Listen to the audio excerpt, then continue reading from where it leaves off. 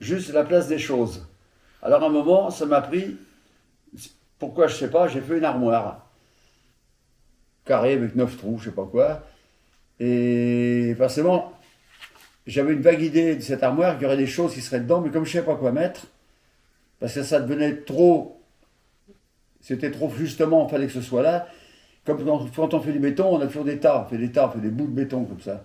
Et à la place de mettre un objet, une forme qui pouvait justifier que cette chose qui est figurative doit exactement être là parce que c'est sa place, par exemple un bouquin, un machin, tout ça, c'est une abstraction. C'est des bouts de terre qui sont là, de manière aléatoire, et eux, dans chaque casier, c'est leur place. Mais pourquoi c'est leur place, on ne sait pas. Donc c'est juste la place des choses, mais en fait, quand on s'organise, qu'on métaphorise et tout, dans notre cerveau, des fois, on met les choses là, ça pourrait devenir cette abstraction, qui est à la fois concrète et abstraite. On met un objet là, des fois, on a une raison de le mettre. On est tous différents, on est maniaque, on n'est pas maniaque. Et en fait, les choses, selon chaque personne, elles ont un sens de place. Alors ça peut être cohérent, incohérent, ça peut être distraction, ça peut être pour l'art, ça peut être pour la vue, ça peut être pour le son, ça peut être tout ce qu'on veut. Quand tu mets ton violoncelle là, parce que par rapport au mur, c'est cohérent qu'il soit là plutôt que par terre, et bien là, ça laisse la liberté totale. Dans 9 cases là, ça peut être 15 cases, il y a, mais le carré c'est bien parce que c'est même hauteur, même largeur.